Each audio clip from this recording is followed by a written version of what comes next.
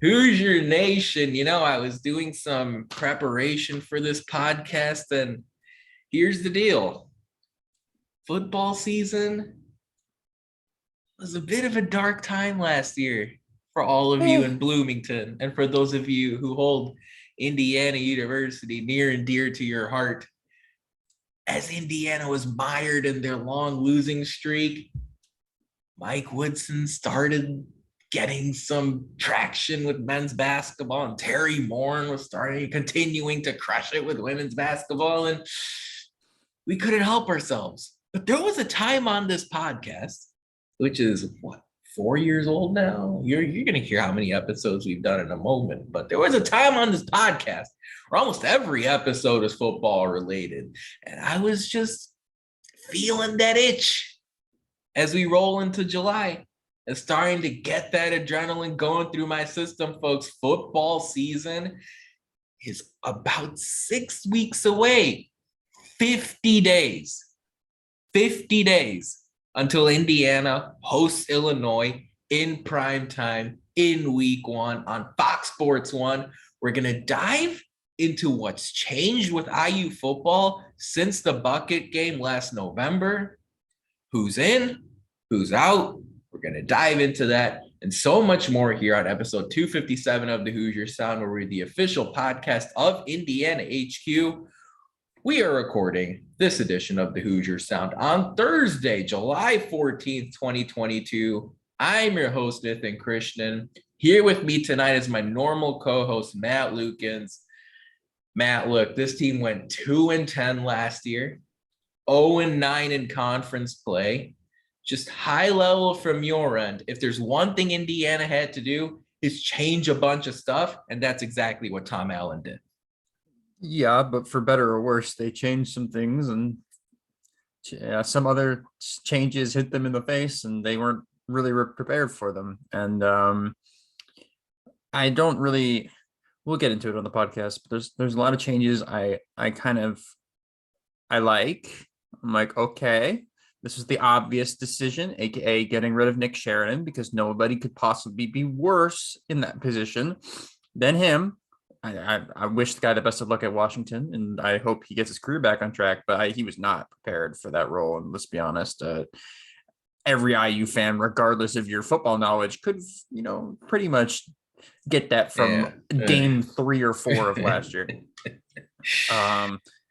But some other changes, like losing Charlton Warren to North Carolina, or losing Deland McCullough to Notre Dame, is not great. So we'll get into them as we go on through this podcast. We have a lot of new names. We got a new quarterback that's played at Mizzou, and I hate Mizzou as a University of Florida fan growing up, but it is what it is. I'll root for a former Tiger, I guess. He doesn't play for them anymore. It's a former. It's former. Yeah, that's the key word. Yeah, it's former. Yeah, it's fine.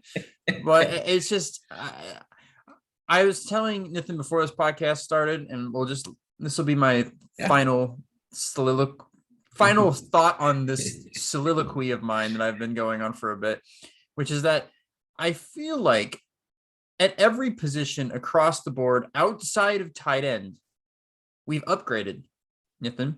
Yeah. Like, it's a better team from quarterback to running back to defensive back to defensive kicker. line. Same kicker.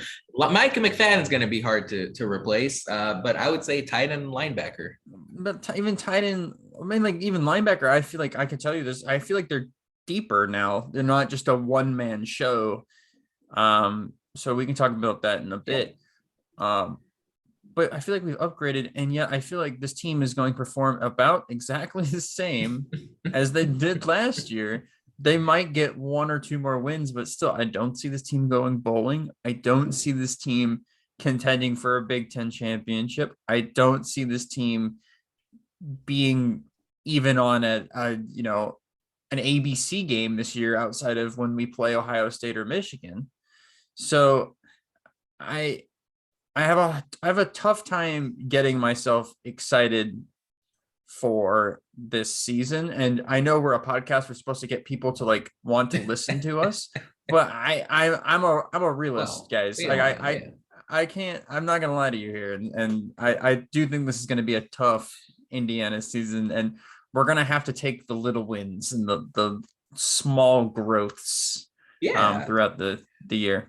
Well, yeah, don't lie to the listeners, man. That's rule one. That's the true. Rule one on our podcast charter behind the scenes that no one knows about. Well, I think our rule one is don't curse, so that we don't make somebody do the editing afterwards.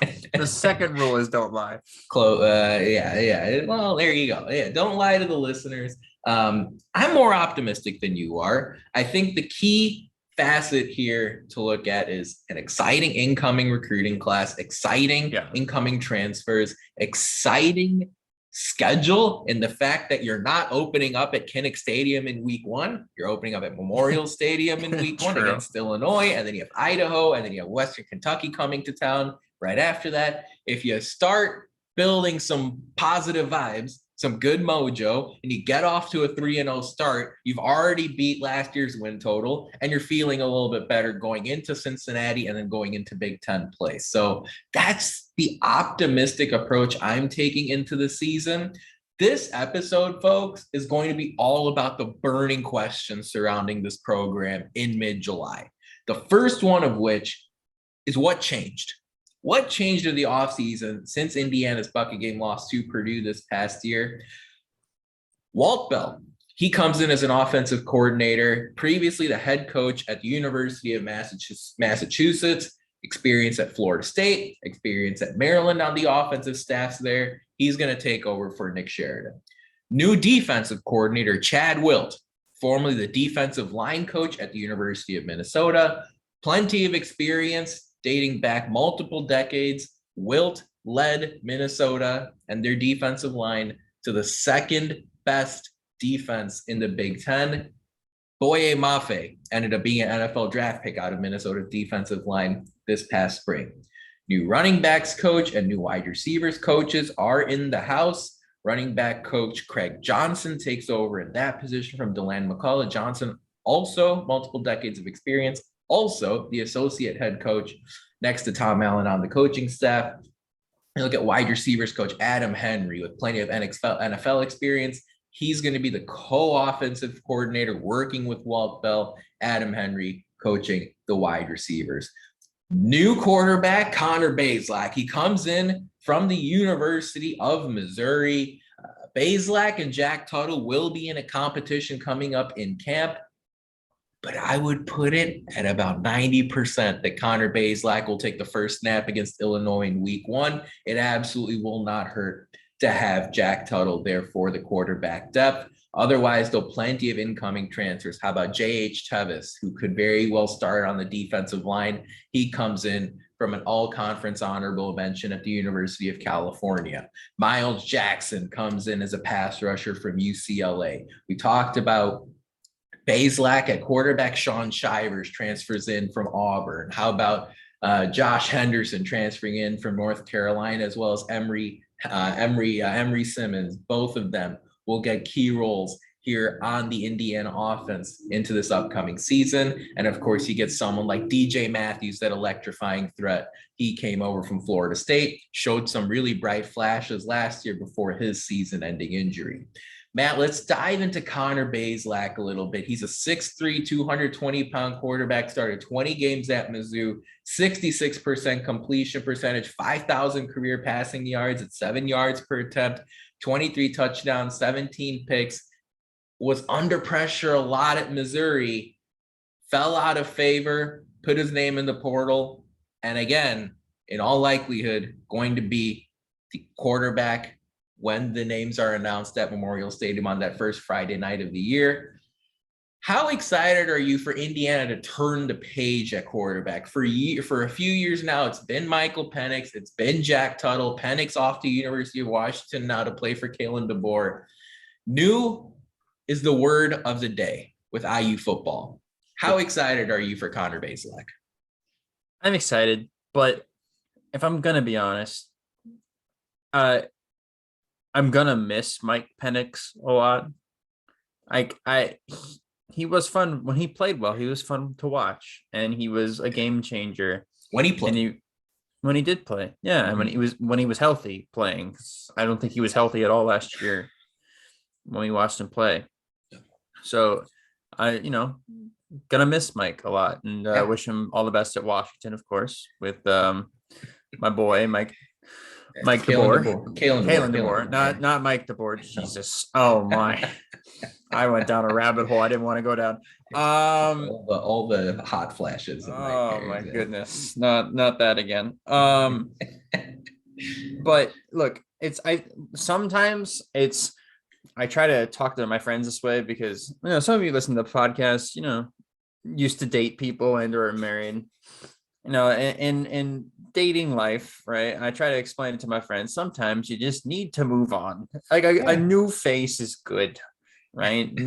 new beginnings. And so having somebody shiny, new flavor, new experiences, new everything, right? Word of the day. Exactly. New is good. We talked about how many people were new. It's basically a new football team. New is great, but new is supposed to be positive. Supposed to be.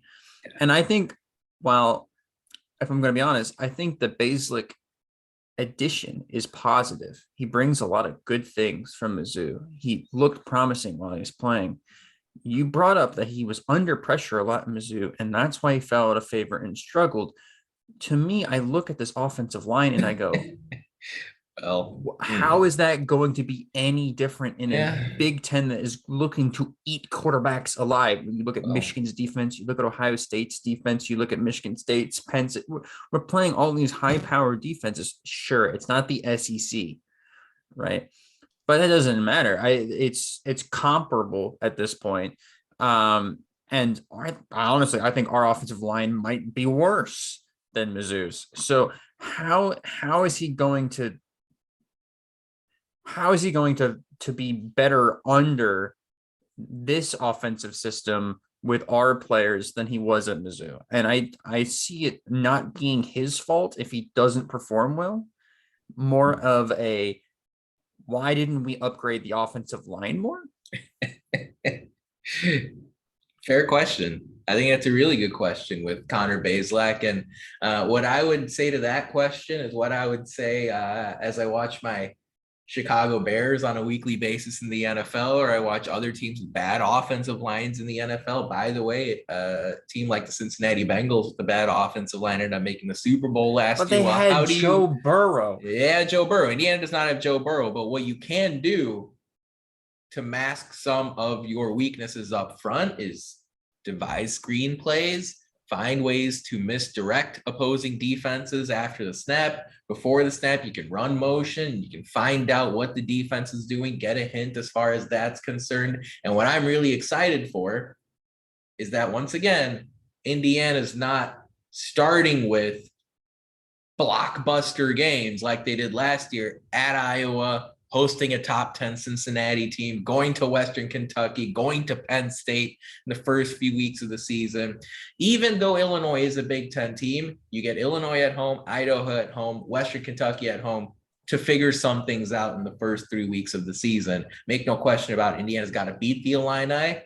Nothing good happens this season unless Indiana beats Illinois in that first game. But you can figure out, okay, how good is Zach Carpenter as a center this year, the former Michigan transfer? How solid is Matthew Bedford going into his senior season? What strides did he make this past offseason? God, he's a senior? What the? That's the thing. I mean, time flies, man. Time flies. That's the thing. And Bazelak, though, what you do see there is someone who has a little bit of durability, and he has a lot of that arm talent that is in conjunction with that SEC experience. If you go to Pro Football Network's analysis of Connor Bazelak, they had him 25th in the country in their 1 to 131 FBS rankings of quarterbacks across all of college football.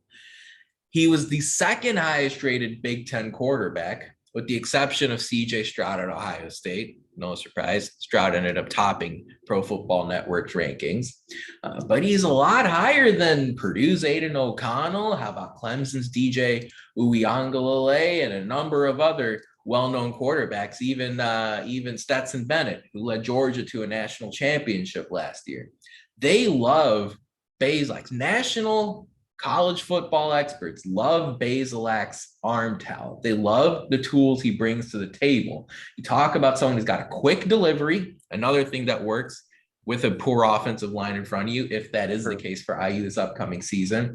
Ample arm strength. He excels over the middle. He can find the sidelines. And what's interesting is Bazelak, why wasn't he a more highly touted prospect coming out of high school? He played in the wishbone system in high school. Of course, that's going to mask some of the qualities of a high-powered quarterback there. So had him playing in the wishbone. What the? yeah. We have to have some conversations with Bazelak's high school head coach. But look, he's someone who does come over from Missouri.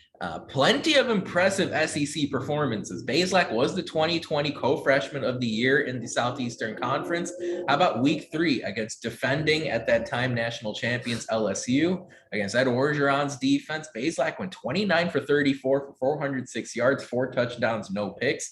That was his highest profile highlight at the University of Missouri. A number of other solid games too. Good games against Kentucky, solid games against Arkansas, good performances even this past season when you look at his numbers against a team like Tennessee or Kentucky or Texas A&M. He's able to push the ball down the field. Vanderbilt, of course, the basement feeder in the SEC there. So Bazelak's been able to get that SEC experience, and now he comes over here. Looking forward to seeing him play. Social media-wise, folks, you can follow Connor Bazelak if you haven't yet. He's at Bazelak Connor, Bazelak Connor, Connor. Make sure you follow him, pay attention to him here as he tries to steer Indiana in the right direction after a tough season last year. But Bazelak can't do it by himself, right, Matt? Walt Bell's the new offensive coordinator in town. He's going to call the plays. Tom Allen has already said there's going to be significant change to the pass and the run game. Matt, an offense last year that finished 124th in yards, 123rd in points. Walt Bell doesn't have to be the next rendition of Sean McVay or Steve Sarkisian or Kyle Shanahan, right, Matt? He needs to not suck. Well, tell me. So Walt Bell, right? What kind of aspects are you looking for Indiana's offense this upcoming season that we did not have with Nick Sheridan? Multidimensionality. I just invented a word. I don't think that's a fake word. I think that's a real word. Is it? We'll double check. I'll get the producers. I'm going to take claim on that word. Multidimensionality. It was so freaking obvious what we were going to run on offense at the end of last year. Now, I get it. Yes, without Michael Penix running the offense, you kind of get one-dimensional. You don't have to. I don't think you have to. You don't actually. You don't. You knew going into the year. I think you mix it up even more. A good coaching staff going into the year would have planned for Michael Penix getting hurt and therefore had made multiple packages that somebody like Tuttle could run on short notice. Did they do that? Stephen Carr and Ty Freifogel and Peyton Hendershot and Miles Marshall and David Ellis, right? You could have, you get more creative when your star quarterback goes down. I can count. Actually, I can't count in my memory how many times I was there watching a game, either in front of my TV or at Memorial Stadium, screaming, run a screen. How about this is further down the priority list. How about a creative trick play or two in each game? That never happened. How about a wide receiver bubble screen? Once? Did we run that once for any of our speedy wide receivers that we had? They did not. And first down, 1st and 10, it felt like run the ball. 1st and 10, run the ball. 1st and 10, run the ball. 1st and 10, run the ball. 10, run between the tackles. Okay, that didn't work. Okay, 2nd down, let's do a 4-step drop. Nobody gets open because they're the lamest routes I've ever seen in my life. QB gets sacked, probably gets injured. Okay, backup QB comes in. It's now 3rd and long. You're behind the sticks, and we throw a pick and lose. It was or you get rinse, sacked and you punt, right? I mean, yeah, it was rinse, repeat. We go over and do it again. The defense is like got no help at all. So yeah, look, an offense that stays on the field is about the godsend. least I can ask for from this offense is just put drives together. Because last year I felt like 3 and out, 3 and out, 3 and out. I remember being at the Ohio State game. Yeah. We went and scored on the first drive. We right? did. You're right. And then it was 3 and out for damn near the rest of the game. It was hard to watch. In fact, one of the stats I vividly remember, it's not something you'll get by going to ESPN.com or CBSSports.com, but one of the stats I remember keeping track of through the first handful of Big Ten games was that I think through the Ohio State game, Indiana's offense scored fewer touchdowns than they gave up while they were on the field. Yep. Indiana had 2 offensive touchdowns, I believe, through that Ohio State game. And defenses had scored 3 touchdowns off of IU's offense. How Nick Sheridan wasn't fired after that Ohio State game is beyond me. So to me, there's a little bit of cynicism, Matt. I saw your comments, folks. I heard them when Walt Bell was hired. I'm not expecting him again to lead Indiana to the top-ranked offense in the Big Ten or even a top 2 or 3 offense in the conference.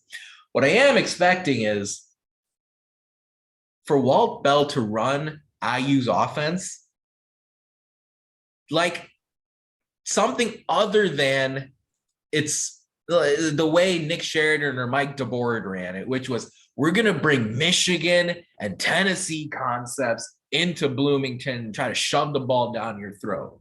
And the one thing that I've learned by watching this program since the late 2000s is that inventiveness and ambition and creativity works really well at Indiana.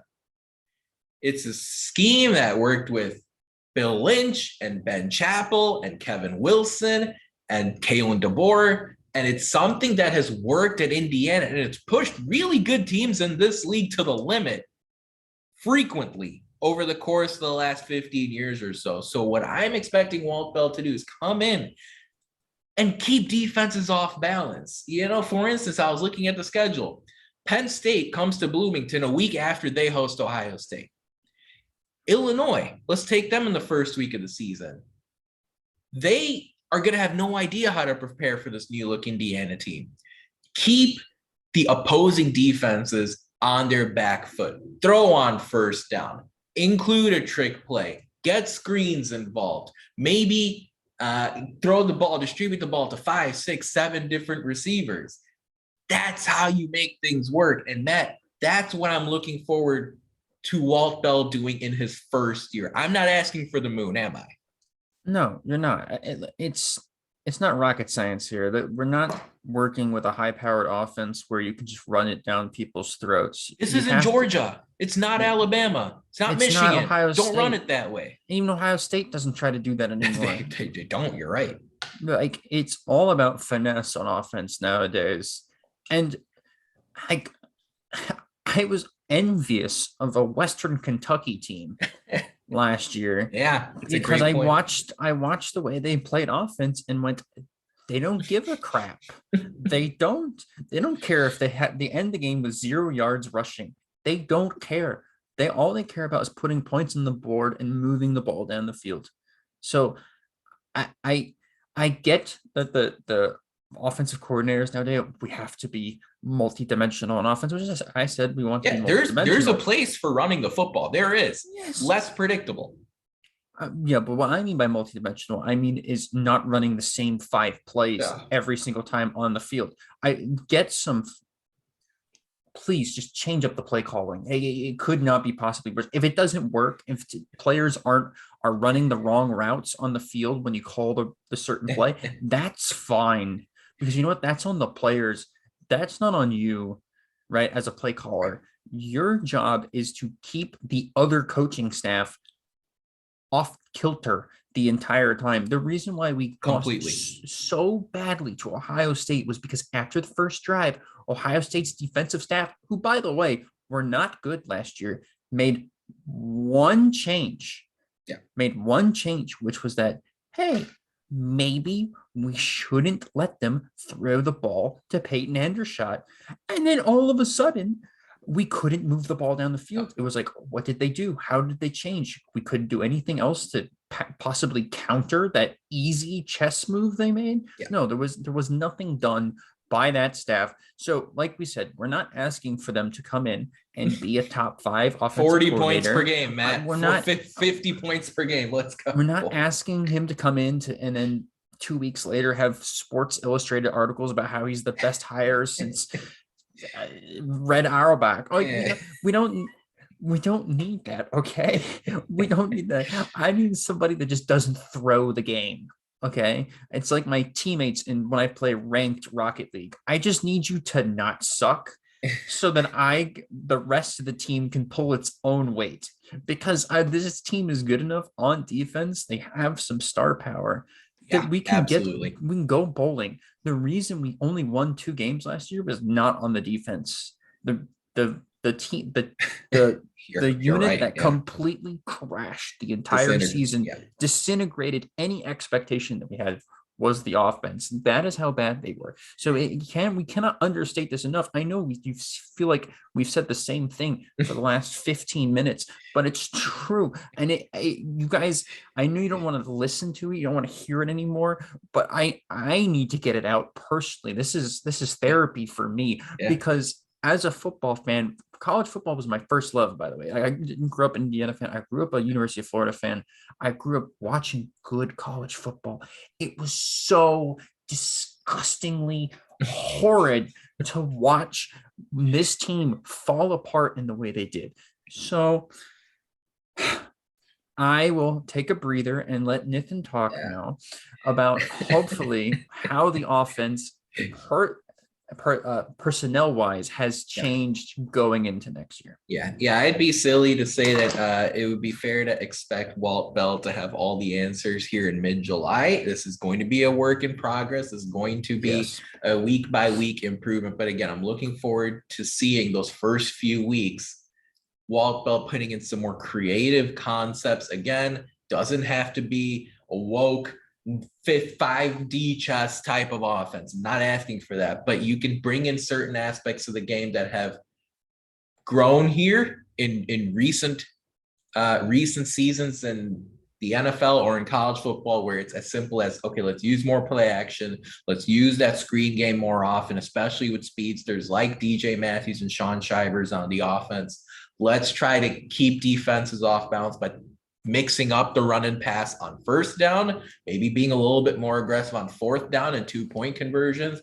These are ways you can prop up an offense pretty rapidly from being 120th ranked offense in college football. Now, the next burning question is, well, you've got a new quarterback, you got a new play caller. Well, who's going to catch the ball this upcoming season? Because Ty Fryfogel's moved on to the NFL. Peyton Hendershot has as well. Miles Marshall is transferred out of the program. There are going to be some new faces here catching a football in the wide receiver and tight end positions. Cam Camper transfers in from junior college, as does Emory Simmons. Emory Simmons comes in from North Carolina. Camper comes in from JUCO, and looking forward to seeing both of them step in. Camper's a bigger body, 6'2", 201. Simmons, of course, as I mentioned, North Carolina, a little bit slimmer, 6'1", 187, grew up in North Carolina as well, and now he comes over to Indiana University. The name that you're going to remember and look forward to in all likelihood is DJ Matthews, and I'm so excited to see him step onto Memorial Stadium field in week 1. On this podcast, you can go back and listen to our shows in the summer of 2021. As soon as he committed, and as we were going through camp season, we had immediately pointed him out as someone who's going to change the look of this offense. And until he got hurt against Western Kentucky, that's exactly what he did. He's someone who electrified that Hoosier crowd at Memorial Stadium when Indiana hung in there against Cincinnati for about 3 quarters. His touchdown in that game was amazing to watch. And of course, he also caught a big pass down the field, electrifying punt returner, taking one to the house against Idaho. He's going to get Indiana field position. He's going to be the home run threat on the offense as far as the wide receiver position is concerned. But you've got some youngsters, and I feel like one or two of these names will make a pretty big impression. Will it be Malachi Holt-Bennett or Javon Swinton? A couple of names who stay in the program, get some extra face time this upcoming year. Incoming freshman Omar Cooper. He's grabbed a lot of headlines over the course of his recruitment. Really excited to see what kind of impact he can make. Incoming transfer Anderson Kobe comes in from Tennessee. But another highly touted high school recruit for Indiana was Jaquez Smith out of Georgia. What kind of impact will he have this upcoming season after absorbing what he did last season on the sidelines for Indiana and redshirting? Tight end position is going to be interesting. AJ Barner stays in the program. He's going to, in all likelihood, start at the tight end position this year. That's a position where Walt Bell has really gotten hands-on over the course of his career, coaching someone like Eric Ebron, for example, at North Carolina before Ebron went to the NFL as a high draft pick. However, at tight end, Brody Foley and Ryan Miller are interesting incoming tight ends as well. Matt, of all of these names, as far as pass catchers are concerned, which one stands out to you as far as someone you're looking forward to watching this upcoming year? I really like Emory Simmons from North Carolina. I think he's a really good match next to DJ Matthews. Yeah, good compliment. Yeah, both of them are fast as heck. And the reason why, so some people might be like, well, Matt, you said we upgraded at all these positions. How did we upgrade at wide receiver when we lost Ty Freifogel and DJ Matthews? And my answer to that is, well, the thing with DJ Matthews and Ty Freifogel is they both fit the mold of these wide receivers that you throw up the ball to and they go and get it. Like Ty Freifogel was not just blasting past people. He always had a guy that was on his hip constantly, but he just was taller and longer than the defensive backs that he was playing against. And so he had a chance to go up and get 50-50 balls. DJ Matthews is not going to do that. Emory Simmons can. Yeah. Because he's a crazy athlete. Yeah. But DJ Matthews is not going to do that. But both these guys, what they can do in the open field when you get them the ball is 1,000 times better than whatever Ty Freifogel could do with the ball in his hands. Okay. And so if looking at Indiana's problems on offense, which is the offensive line, you want to get the ball out quickly, which allows guys, and you're kind of building a system around maybe not having a great offensive line.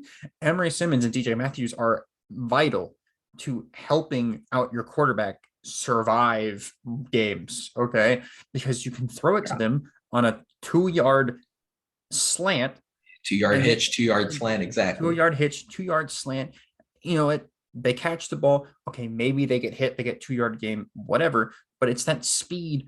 You always have the chance to make that a 10, 15, 20-yard gain.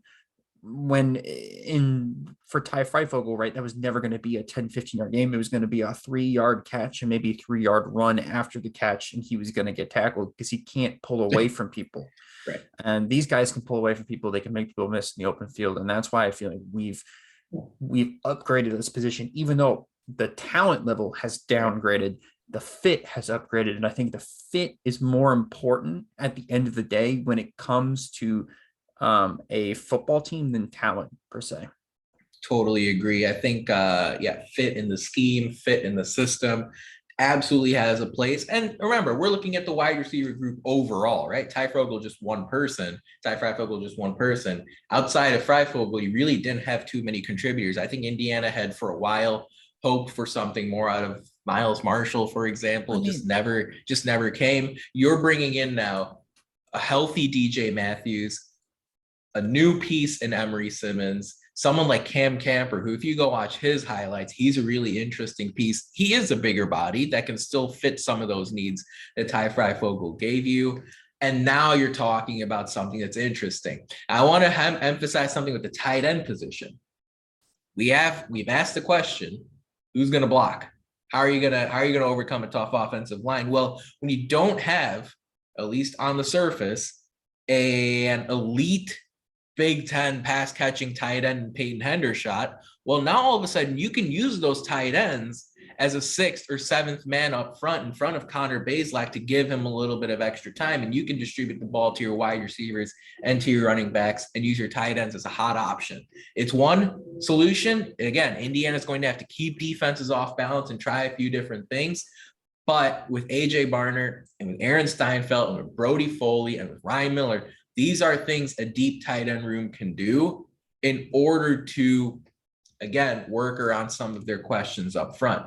Let's talk about that offensive line, Matt, because I think a big question a lot of folks have is who the heck is going to block for these guys? And right now you can talk about some of the mainstays that have come over, like Luke Haggard and Matthew Bedford. Mike Caddick is going to stay in at guard. Michigan transfer Zach Carpenter at center. But how about some of the new faces? This is what the word of the day is with IU football. Josh Sales. How about DJ Moore, the in-state incoming freshman? I'm excited to watch him play. I'm a big fan of Bray Lynch, who in high school blocked for Cade Klubnik, who is an incoming freshman quarterback at Clemson, that some fans are already saying they want to see start over DJ Uiagalelei in year one. I don't blame them, by the way. Bray Lynch is coming into this IU program. Looking forward to seeing that. You also have incoming transfer Parker Han out of West Texas A&M. Not a horrible school, by the way. It's not a D1 FBS level school, but it has turned out former offensive lineman Roberto Garza. And I vividly remember that, seeing that school pop up. So when you think about this offensive line, Matt, I know it's going to be a focal point for offensive line coach Darren Hiller and for head coach Tom Allen and for offensive coordinator Walt Bell and for IU fans on a weekly basis. But I'm excited about this incoming group. I know there are some you want consistency, but there's some talent here that you think could develop over the course of the season. I like Zach Carpenter a lot. I think he brings a build that this team just doesn't have, like 6'5", 304, and he can move. Like it's not a lot of guys on this offensive line that can do that. That's right around Matt Bedford's build as well. So again, just a high level talent, something that we need. And this group feels like it's deeper than it was last year. And that was a problem because last year somebody goes down and it was just like all hell breaks loose on the offensive line. And people are shifting around everywhere. People are playing on the other side of the offensive line that they were played on. There's just like some consistency this year would be nice. Yeah, absolutely. And you know, who's going to win those jobs during camp? I'm curious to hear about those answers. It feels like there are about 7 or 8 or 9 guys to win those 5 jobs. Carpenter last year, mostly starting at guard when he did play. But injuries hampered him. And then, you saw players like Dylan Powell, for example, get more reps at the center position. But I'm very much excited to see Carpenter play. Very much highly recruited out of high school, held offers from Oregon, from Cincinnati, from Clemson, from obviously Michigan, where he went and played college football. But you can absolutely understand why Carpenter would be such a key piece here. I'm looking forward to seeing him playing again. Those incoming freshmen, I think even if one of them can make a difference, it's tough to do that in the Big Ten. But if you get some quality playing time early on in the year, and then also get some help from your tight ends, get some help from running backs chipping, get some help from your offensive coordinator to protect you. Again, not every NFL team, not every Big Ten team, not every top 25 team in college football has an elite offensive line full of Alabama, Georgia, Florida, 5-star prospects. Okay. There are ways to work through it. And if Indiana's offensive line can show improvement throughout the year, that'll be really exciting. The final offensive question is, what's the running back room look like? Stevie Scott was forever long ago. Stephen Carr, 1 year and out the door. Sean Shivers, he's going to try to make some hay behind that offensive line and alongside quarterback Connor Bazelak. Shivers comes in from Auburn, 1,000 career rushing yards and 5 yards per carry. He can catch the ball too out of the backfield. And I'm excited for Josh Henderson, who transfers in from UNC, from North Carolina, like Emory Simmons, a little bit more girth to his game, a little bit more of a short yardage back, and get those key 3rd and 1s, 4th and 2s, things like that. David Ellis is still in the running back room, a name that Indiana fans will be familiar with. And it rounds out with Trenton Howland, David Holloman, Charlie Spiegel, who stays in here for new coach Craig Johnson, who, by the way, has 38 years of experience under his belt across different levels of the game. Matt, Shaun Shivers, baby. Talk to me a little bit about him. Speed. That guy is quick. He's has a hell of a YouTube highlight reel. Sure, he does. He's not big. They're 5'7", 190. It's like that's like my height and weight. So and I'm a bit of a speedster myself. I ran track in high school, but never been. I'm not that fast. Okay, never been a word to describe me to get personal. that is not. I'm not that fast. This guy's got speed, but the problem with that luckily this team has is that if you have a speed back, what are you going to do in short yardage situations? There's a way around it, right? You can something that lacked last year. Well, last time I'll talk about it, which is you can play call around your weaknesses. Charlie Spiegel, Josh Henderson, these guys are going to come in on short down situations and be able to just hang in there just fine. Trent Holland as well. These guys are going to be great. Having David Ellis as like a backup speed shifty guy, remember David Ellis used to be a wide receiver and they use it just as an offensive weapon. This room has everything, which is nice, but also has nothing at the same time, because Shaun Shivers is going to be our main back, but he struggled in that role at Auburn. Like he was behind some really good players. Don't get me wrong. Tank Bigsby is the name that most people mentioned there at Auburn. He had to stick behind on the depth chart. Right. He never could quite break through at Auburn, which is fine because Auburn is Auburn and a good football program. But expecting him to come in and immediately be the go-to guy on this offense is tough for him. That's why I like that we added Josh Henderson, and I like that some of these guys, the running back room, stuck around and developed, hopefully. But I think if Shaun Shivers can step up into that main role, this offense looks a lot better. If he can't, then all of a sudden we're searching for, do we even have a 4-down back, or do we have a 2-down back? Is it answer by committee? Like, how is this going to work out? And that's for the staff to figure out, obviously. Good points there. Shivers, by the way, was a 4-star recruit coming out of high school before he committed to Auburn. Held offers from Baylor, Georgia Tech, Louisville, LSU, Maryland, Minnesota, TCU. So plenty of talent there, plenty of ability there. That's what I'm looking forward to watching. The thing is, if Shivers is not able to go, Josh Henderson would get. Then he would be the next man up, and then you would say, okay, Trenton Howland, David Holloman, Charlie Spiegel. Okay, how can you guys help us out? In addition to having David Ellis as that jack of all trades type of option out of the backfield. But folks, let's not lose that in the Shaun Shivers discussion here. That the downside we've talked about. The upside is you have a home run threat running back that Indiana has simply not had in a long time. Since the Tevin Coleman days, you have not had somebody, and Stevie Scott was really good, and Jordan Howard was really good, and Stephen Carr had his moments last year, but you have not had that 80-yard touchdown threat, that 75-yard touchdown threat out of a touchback on 1st and 10.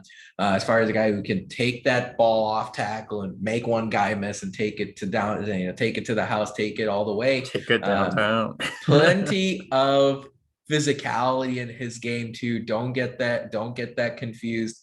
Plenty of highlights where he has one-on-one collisions with defenders, loses his helmet, does all sorts of crazy stuff like that. He's going to be a real fan favorite starting from week 1, if not already, with Indiana. So fascinating discussion on offense. Indiana has plenty of options, and you better believe that this preseason and then going into the first 3 games of the year where Indiana will be favored in all 3 games, you are going to need to see some key strides there by the offense going into the really tough part of the schedule. Can't wait to see how all of that plays out. Now it's time for Who Won the Week this past week in IU sports. We're going to shout out Indiana baseball player Carter Matheson, who was a second-team freshman All-American. Really good season for Matheson coming out for Indiana. Really looking forward to seeing him in this. But what we also saw was a number of other IU baseball freshmen, Josh Pine and Brock Tibbetts, get honored as well after this past season. Matheson had 19 home runs this past year. That was the fifth most in a season in Indiana baseball history. So congrats to Carter Matheson for winning. Congratulations. A reminder, folks, if you'd like to subscribe to our podcast for free, all you have to do is search for the Hoosier Sound wherever you listen to podcasts. Stay up to date with all of our information by following us on Twitter at Indiana HQ and at the Hoosier Sound. I know a lot of folks out there, you're starting college soon in a month or so, maybe returning to campus after the summer. Make sure you give us a follow if you haven't already. If you have, tell a friend, tell a neighbor, tell a stranger or a homeless person. Frankly, it doesn't matter. If they care about IU football, basketball, soccer, you name it, we're your one-stop shop to get all that information. Also important, if you enjoy our show, leave us a review, tell a friend, share our links. That kind of support really helps us grow this podcast and reach more passionate IU fans just like yourself. Matt, let's talk about defense. And this is the part of the game where you feel a little bit more comfortable, less work from the ground up is needed. There are some key names you have to replace, like Micah McFadden, like Marcelino McCrary-Ball, like Raheem Lane, but this is the calling card for Tom Allen, and you bring in a defensive coordinator in Chad Wilt, who has decades of experience and was very successful at the University of Minnesota before he came to Bloomington.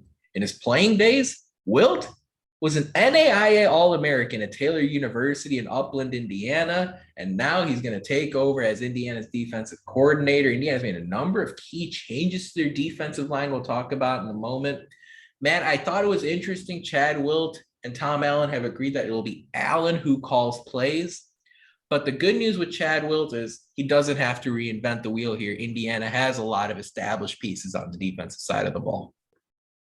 Yes, he does. He does have, I'm looking at this team on paper defensively, and I'm like, this should be a good team. And so again, like I've said previously in this podcast, look, the season, getting to a bowl game, right? Really, it just depends on how well the offense clicks. Like if they can manage a game, like this team should be able to win 6 games. If they can't, then I feel bad for this defense because it's actually genuinely good. Like we can start off with the defensive line first. Like I'm looking up lots of improvements. I really like what we've done on the defensive line. It's deep, which is weird to say because I don't think we've had a deep offensive line since I covered Indiana and I went there. Like it's been a while. Yeah. Tevis comes in like all conference honors of the big or Pac-12, almost the Big 12 when the Pac-12 dies. For Cal, CO Big CO, man. Big CO is back.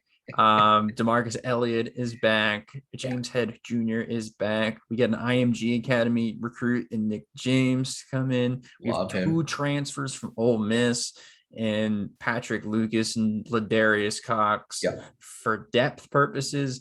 I'm still waiting for Bo Robbins to eventually become the player he was supposed to be when he was recruited as a 4-star. And Miles Jackson from UCLA. Yes, and Miles Jackson from UCLA. This team especially at defensive line, is actually deep for once and multidimensional. There's a lot of guys who can do a lot of different things on this defensive line, which is really nice. So hopefully that leads to more turnovers and picks and game-changing plays out of this defense like we saw in the 2020 season and not last year. Because, last year they didn't really get a chance to because they were on the field constantly. And then by the time the quarter came around, they're so gassed, they don't even know what day of the week it is anymore. So hopefully a well-rested defense going into the third quarter can make some game-changing plays in the fourth that lead to some Hoosier W's and a bowl trip. Oh, that was beautiful. I think a lot of what you said, I agree with. To me, with this incoming recruiting class, there's a lot of conversation, understandably, for Deshaun McCullough, who's the crown jewel, cream of the crop recruit in this upcoming class of 22, a top 30 incoming recruiting class as far as high school is concerned. A lot of conversation about Omar Cooper, who's potential to be a game-changing wide receiver during his time at IU, especially with that in-state flavor that he brings from Indianapolis. But to me, the freshman I'm looking forward to seeing from week one is Nick James, already a Big Ten body. He's looking at someone who's 6'10", 6'2", 295, a four-star recruit, a top 300 roughly recruit in all of high school this past year, held offers from schools like Ohio State and Alabama, Florida, Michigan, LSU as well. Somebody who could really step in and help this defensive line. He doesn't have to, again, save the Indiana football defense this upcoming year, get some valuable snaps in year one, and really become a dynamic threat on that defensive line in the interior here. I cannot wait to see Indiana's pass rush take a step forward here. To me, Connor Bazelak is the most important incoming transfer simply because he's the quarterback. To me, Miles Jackson has potential to be right there as far as the number 2 key transfer. There are some other candidates, Sean Shivers at running back, Bradley Jennings linebacker, Jared Casey linebacker,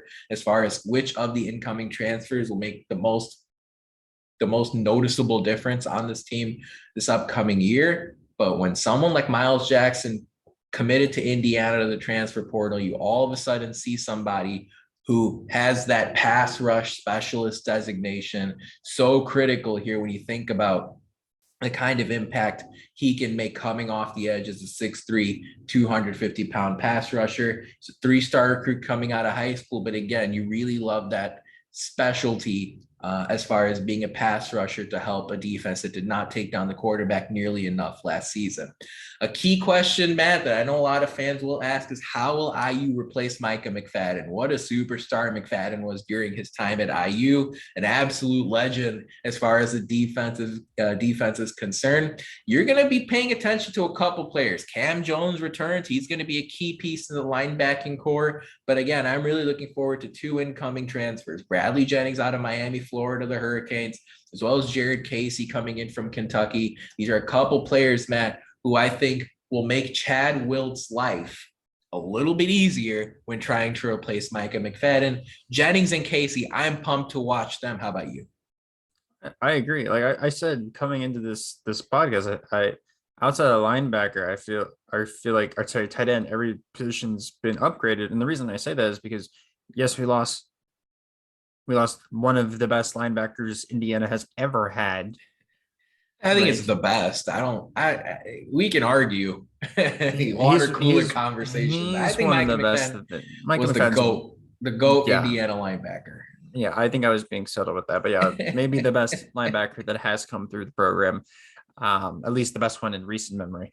And so you'd be like, why are you saying this position is upgraded? And I'm saying this position is now deeper because it was a large chasm after Micah McFadden to the next linebacker performance last year. Now, yes, I get that Cam Jones was playing that entire time, but now he's got less on his plate. He's got less on his plate because it was Micah McFadden, Cam Jones, and then everyone else. Now it's Cam Jones and then a couple of guys, which is nice. Deshaun McCullough comes in, our top-ranked freshman, who's an utter freak, by the way. 6'5", 223 as a freshman playing linebacker. He's going to be good. You brought up Jared Casey and Bradley Jennings. These are guys that have played at other Power 5 schools, were instrumental in where they played and now came over here and are going to be able to play in a bit of a rotation with Cam Jones and Deshaun McCullough. I like that rotation a lot when it comes to linebackers. Again, remember, Indiana plays a bit of a weird, they play with 5 defensive backs, so they give up a linebacker. So they play with 2 linebackers and 5 DBs. And one of those DBs kind of acts as a pseudo linebacker in the Husky position. So these guys, again, like the 4-person rotation of that on defense, that's, again, I'll run through the names again: Cam Jones, Jared Casey, Bradley Jennings, and then the freshman Deshaun McCullough. I really like that rotation a lot. And then you can throw in guys that have been here for a while. Yeah, Aaron Casey is a good example of that. Yeah, and Aaron Casey, Jared Casey, the Casey brothers. Yeah. They're not even brothers. They're not. They're not brothers, but you can throw in the Caseys. I read that and I was like, wow. And then I looked at their high schools, and there's one was from Georgia and one was from Kentucky, and I was like, they're not related at all. But some guys that have been here for a while, as just back up to that, like I like this room a lot. Yeah, well, how about Jared Casey, right? I mean, you're talking about somebody who comes over from Kentucky, Ballard High School in Louisville, during his high school recruitment, highly touted. Yeah. Sorry, guys, it's 8 a.m. for all me. All the Smiths and the Williams are brothers too, man. Yeah, that's the way it works. Technically, we're all related at some point, but that's besides the point. That's for our history anatomy podcast later on that we're not doing. But look, Jared Casey, somebody who decided between basically Oregon and Kentucky when he came out of high school, 4-star high school prospect, now a sleek 6'3", 218-pound player right there. He's going to be planted right in the middle of that Indiana defense. Appeared in 23 games over the last 2 years for a successful Kentucky team. Really forward to seeing the kind of impact that he can make. Bradley Jennings comes over from Miami, Florida, 6'1", 222.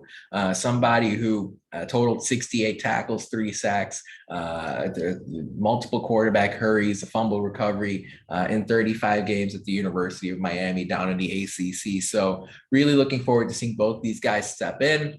Indiana, of course, will develop some players like Deshaun McCullough, who is listed as a linebacker as of today on the Indiana depth chart. But as you've seen in Deshaun McCullough's high school film, somebody who can play multiple positions on that defense and be used in a number of different ways. But it's exciting to see the Bloomington South product step into the Memorial Stadium practice fields and eventually Memorial Stadium here for the Indiana Hoosiers, even after news of his father moving on to Notre Dame as the running backs coach. So really excited to see this linebacker group come into focus. Matt, as you look at the different parts of this defense, what do you see as the biggest strength on the defensive side of the football for Indiana going into the 2022 season? Well, I mean, it's got to be the DBs, right?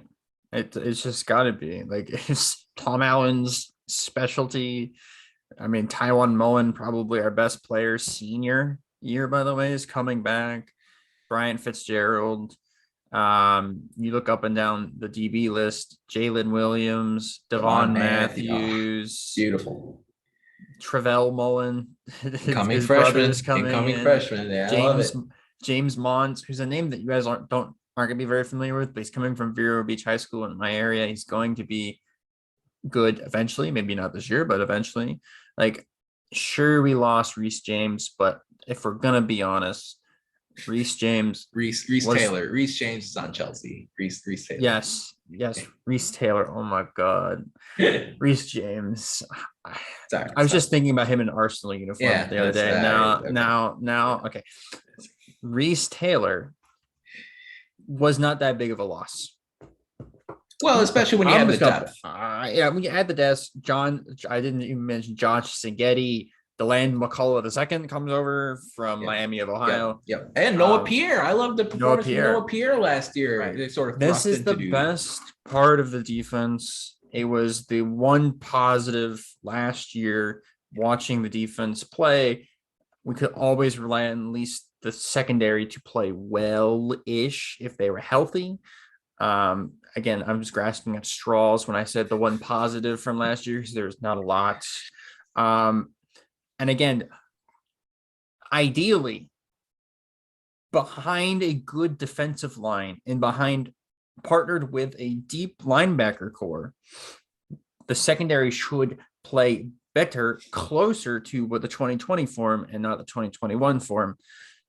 And that's my copium for today. I think it's a fair selling point, right? Indiana's defensive backs, Indiana secondary has been the most impressive aspect, the most impressive part of the program since Tom Allen took over as head coach. Indiana, in the early 2010s, late 2000s, I mean, they would have a tough time covering receivers. They would have a tough time tackling receivers. There were scrubs all across the Big Ten who would come into Memorial Stadium or face Indiana and put up 100, 150, 200 yard receiving performances. Look up the name Jeremy Gallen if you want to see what I'm talking about. But all I'm saying is this secondary is going to keep Indiana in the game. I'm not even going to ask them to intercept the ball all that much this year. Like I don't think that needs to be an area of focus for this team. If it happens, it happens. But what you really need is those experienced leaders in the secondary to make sure that Illinois' receivers, and that Western Kentucky's receivers, and that Cincinnati's receivers, and that Nebraska's receivers in the first part of the season don't put up ridiculous numbers and really force Indiana's offense into tough situations. So make no mistake about it. Excited about Indiana secondary going into this upcoming year. And I mean, it's crazy that Tywan Mullen has this many years under his belt. I feel like his true freshman season was just yesterday. Very much excited to see Tywan Mullen make his NFL draft case this upcoming year, because with a good season, there are going to be all sorts of NFL teams desperate to add him to their roster in the season coming up. Can't wait to see that. Yeah, I think this defensive back unit is good enough, and now the defensive line is good enough that we will see some coverage sacks this year. That's what I want to see. I love it. Which did not happen last year because the defensive line was so atrocious that they could not get to the quarterback. I felt like there was games where the quarterback had like 10 seconds to throw, and you can't ask your defensive backs to guard a wide receivers for 10 seconds. Like they're running around in circles at that point. Yeah. So now this defensive back unit has some help. Hopefully we'll start seeing some better results and some improved results on last year that I didn't think was bad necessarily. They didn't have any help. Micah McFadden led the team with 6.5 last year, 6.5 sacks. No one else had more than 3. Ryder Anderson was the most noticeable pass rusher on the team. And he had to do it all by himself as far as the front four was concerned. So all in all, very much looking forward to seeing some versatile, different threats on the defensive line. Looking forward to that. We're going to wrap this all up here in just a moment. But first, it's time for a social media shout out. Lots going on in the Hoosier sports world over the last week. How about Indiana women's basketball, who will also face North Carolina at Assembly Hall in the ACC Big Ten Challenge? That should be a fun game. Looking forward to seeing that one here as November, as college basketball season rolls around. I'm seeing that Tom Allen right now on social media is hosting a number of different position groups and doing a lot of good work in downstate Indiana as far as Habitat for Humanity and things like that. That LEO mindset's never going to die with Tom Allen. You're really looking forward to seeing it refreshed and taking on a life of its own here in the upcoming season. Former Indiana men's basketball player Kirk Haston, I thought, showed some nice footage of what locker rooms used to look like back in the Bob Knight days, at the end of the Knight era when Haston was a player at IU. That was fun to track on Twitter. And current players Jalen Hood-Schifino and Trey Galloway, at least there were a couple that I noticed, putting out some fancy picture day content with them in Indiana uniform, gearing up for this upcoming 2022 season. Can't wait to see what IU men's basketball does on the court here starting in November. But Matt, let's zoom out here. We've talked a lot about the changes on offense and defense, the coaching staff as well. But a lot of this either fizzles out or catches fire based on what happens in week 1 against a Big Ten opponent in the Illinois Fighting Illini in prime time on FS1. It's going to be a big crowd. It's going to be a full house. Indiana's got to win this game. It's interesting. Illinois does play a game the previous week in Champaign against Wyoming. We're going to dive into this matchup in a later podcast episode, but this is the biggest must-win game of the Tom Allen tenure, if you ask me. I don't know if it's no, I think those were last year and they just didn't win any of them, and then they didn't win any games the rest of the year. So I don't think it's the biggest one of his career, but I do think it's very important for this season to start off on a good note. Again, I think we have Idaho and then Western Kentucky after that, if Yep. I'm not mistaken. So even if Yep. we do lose at home to Illinois, there are some games afterwards to kind of get the team right, because it's not the same Western Kentucky team from last year. They're not going to beat us this year. Okay. It's a different team, but Matt, this Illinois game to me, Indiana is currently a 5.5-point favorite for that first game. You're at home, you're in prime time. You've got to win and get the taste out of your mouth from last year. If you can't do that, I have very little faith that the rest of the season ends up working out in your favor. I have little faith in the season as it begins with. So I disagree, but I disagree with that too, because I think if you beat the Illini, and again, Brett Bielema is going to have a tough time preparing for Indiana. That's true. It doesn't matter how good of a coach you are. We said that about Iowa last year, though, too. We're like, they're going to have a tough time preparing for us. It's true. And then we came out and literally fell on our face in front of my bleeding eyes. Turn it around, right? Turn the tables. Give to Illinois what Iowa gave to you last year. Go out. Nice. I want to see a 21-point first quarter. I want to see some electrifying football in that first half against the Fighting Illini here. Show them a little bit of what they're missing in the Big Ten East. I want to see Indiana go out there and take it to those guys in that first game, because I really believe, and this is the optimistic side, the opposite of what you were saying just a moment ago, if you can win that, I think things start moving. Listen to me, podcast people. Listen to me. If we score 21 points in the first quarter against Illinois, I will video myself buying one of those bags of poop that you can buy on the internet and sending it to Nick Sheridan's house in Washington. Wow. Okay. I will do it. You will get that content from me. I don't think it's going to happen. But if that turnaround happens with virtually not virtually, a pretty similar offense and I'll cross the board, including the culprit of last year, which was the offensive line. Different personnel, baby. I will be mad. So we're gonna stick that pin and make sure we deliver on that on the afternoon of September 3rd after Indiana knocks off Illinois 49-10. We're gonna remember that.